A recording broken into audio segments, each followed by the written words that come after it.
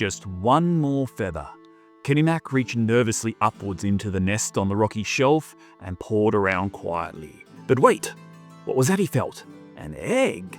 Oh, that's worth more than a dozen feathers. Gentle, gentle, got it!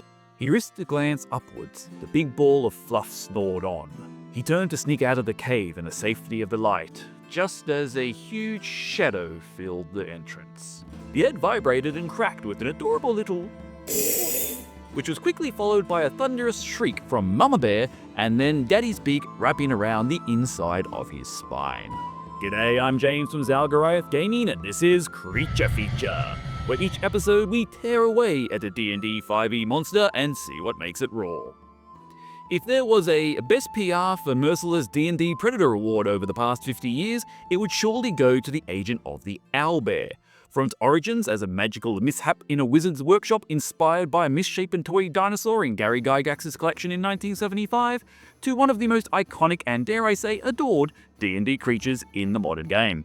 While you're brushing off the feathers, don't forget to grab yourself your ZG character sheet so you can play along with the micro-adventure in the comments at the end of this video. This fluffy, feathery, large monstrosity has certainly turned on the charm.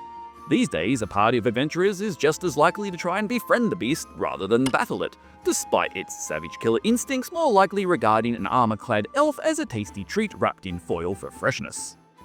Whichever way you choose to DM your ursine avian mutant monstrosities, friend or foe, there's something very exciting in the new rules to give you even more reasons to throw them at your party. The newest incantation of the Owlbear in the 2025 Monster Manual has been gently streamlined, and I don't mind it.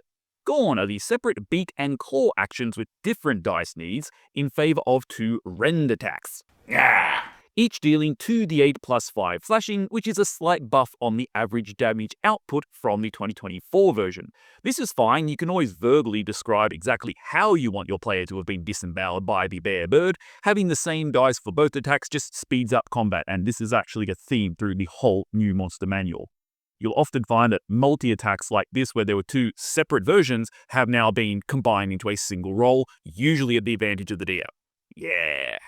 Similarly, the Keen Senses trait, which gave it advantage on active perception checks for sight and smell, has been lost, and again, this is a common theme. Instead, you'll find the passive perceptions have been boosted, in this case from 13 to 15, making it harder to sneak up on without the need of an extra rule. All the stats, AC, HP, are otherwise the same tanky featherball you know and love, but with the fun addition of a 40-foot climb speed. So while it can't fly like its avian ancestors, it certainly can get up a tree faster than the halfling rogue who thinks she was just being clever. A simple creature with few tactical options outside of charge in and rend your face off, the biggest challenge using Owlbear encounters is keeping them interesting and challenging. At CR3, with no real special abilities, they are not the scariest opponent and quickly lose relevance, meaning this iconic creature made token appearances in campaigns at best in the early levels. At CR7, however, that utility has been joyfully extended. Enter the new Primeval Owlbear. Oh, it's a big boy. Bigger, bairier, and bucketloads more fun. This huge monstrosity stomps in with 126 HP, AC 16, approximately +2 to most of its stats, and proficiency in con and wisdom saves. It's even more perceptive with 18 passive and has a small den full of cool new abilities, starting with flight. Yes, the Owlbear has landed. Picture it, this huge beast cruising into battle, claws raised, beak open on tiny little wings. At 5 feet per turn. Bless. You know what? I'm not even mad. That is exactly how this should be. Because you know what D&D's just included for all you Aussies out there? Drop bears. Big, scary ass drop bears. Break out the Vegemite camouflage. We're going to town on these adventurers.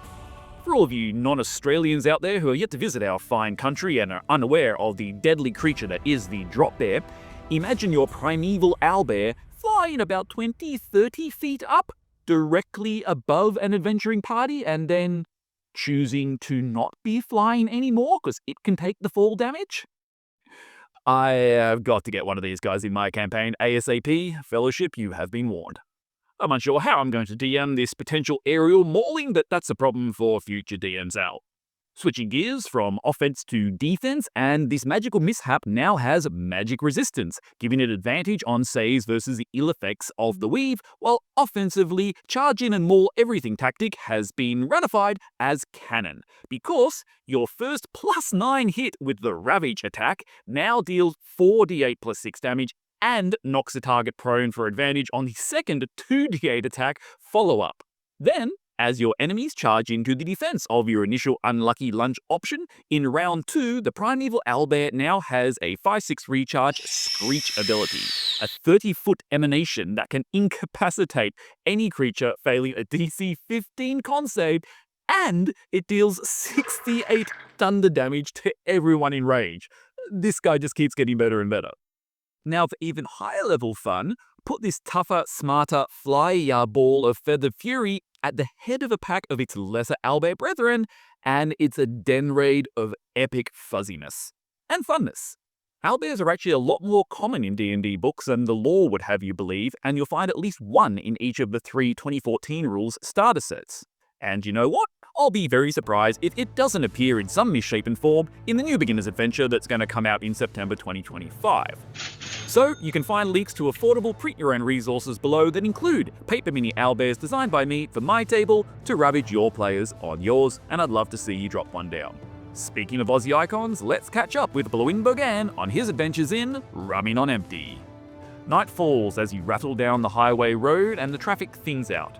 You've been on the wagon for a few hours and should arrive at Kiribiri Ferryport very soon. The moon is high, providing some light. Give me a perception check with advantage if you have dark vision, DC 13.